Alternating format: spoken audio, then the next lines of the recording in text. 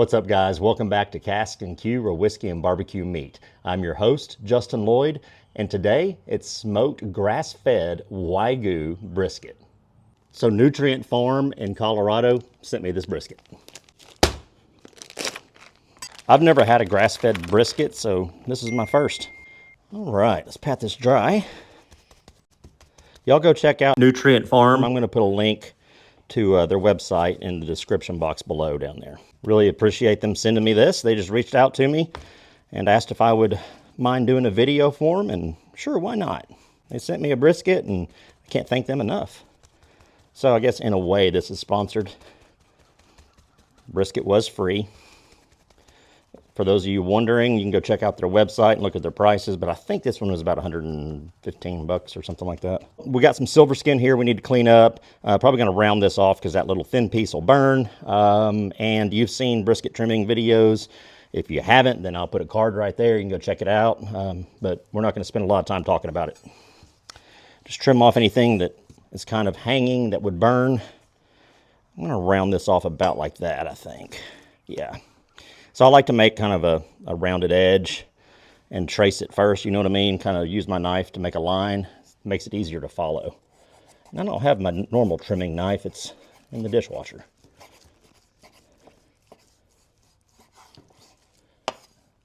Yeah, I know. I can hear the comments now. You got to get a sharper knife, bro. Yeah, I know. I haven't sharpened my knives in a couple weeks. So, all right. I will say that this is really pliable. I mean, my gosh. I think this is how you pronounce it, a koshi. So a koshi is a type of cow, obviously. And it is grass-fed, as I mentioned. So how does it compare to, I don't know, American Wagyu or A5, Japanese Wagyu? I have no idea. Now, I've bought those briskets that you see at Costco before. Yeah, I really wish I had my boning knife.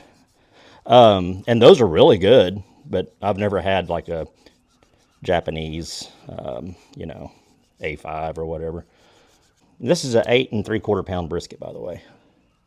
Definitely a lot different than the briskets that you'd buy at Walmart or something like that, or at Costco. Not as much fat that you can see, like as far as marbling, or maybe there is. I don't know. Once I'm starting to look down in there, I don't know if you can see that on camera. Actually, it has really good marbling now that I take a closer look. All right, that's trimmed up nice and neat. Let's go ahead and hit it with our very own GPS seasoning, proudly made in Arkansas. I'll put a link in the description box below where you can purchase this. We're not going to use a binder today.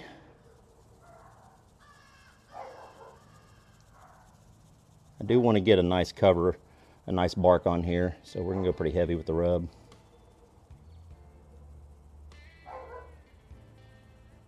My dog's mad at something. What's new? Let's pat that in. Don't smear it. I know it's called rub, but I don't know why people like to smear their rub into the meat. Just pat it. Don't go all crazy. Let's go ahead and hit the sides.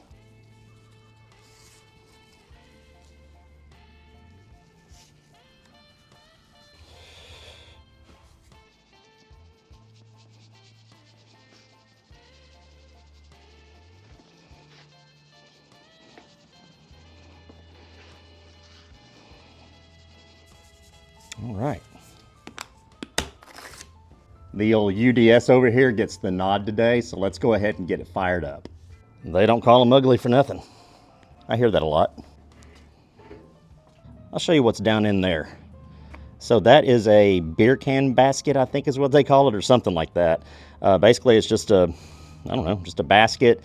It's got some air vents on the sides. You can kind of see down at the bottom where those holes are. Those go all the way around. And there's an ash pan in the bottom of that. So when that wood gives off ashes, it's all collected down there and it's easy to clean out.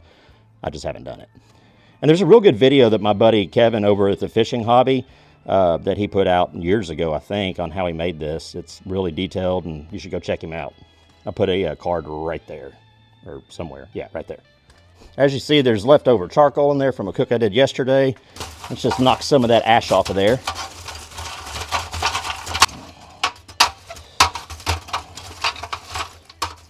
I have a couple chunks of cherry wood already in there, but for good measure, we'll put some more in just a second.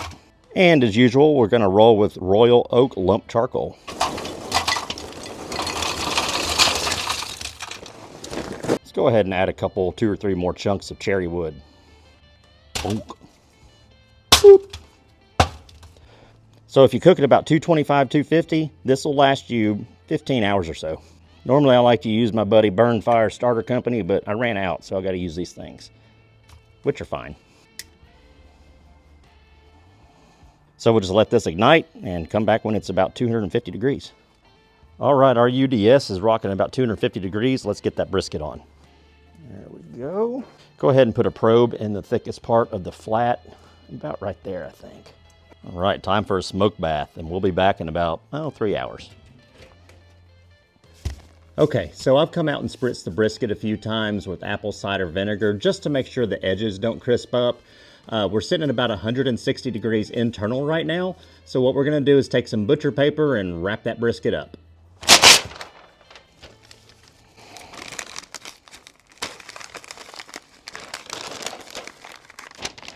Kind of just fold those edges in like that.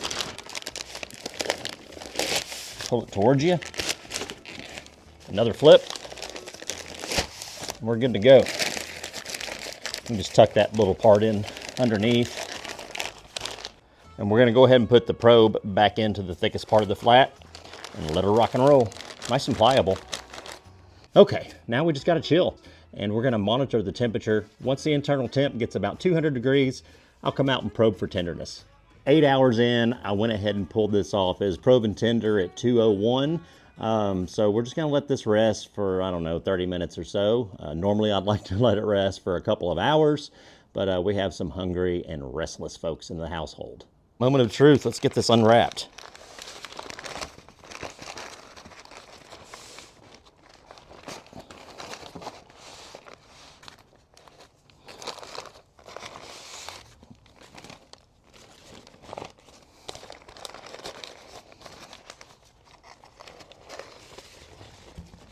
Here we go. Let's cut right down the middle.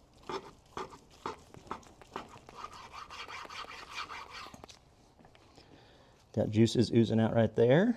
Oh, goodness. Okay. That's looking pretty nice. Let's get a slice. All right, here we go.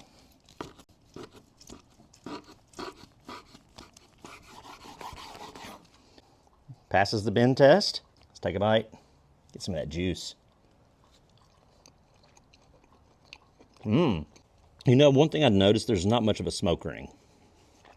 I'm not sure why. Let's get some more right there. So to me, in my opinion, the main difference here is flavor.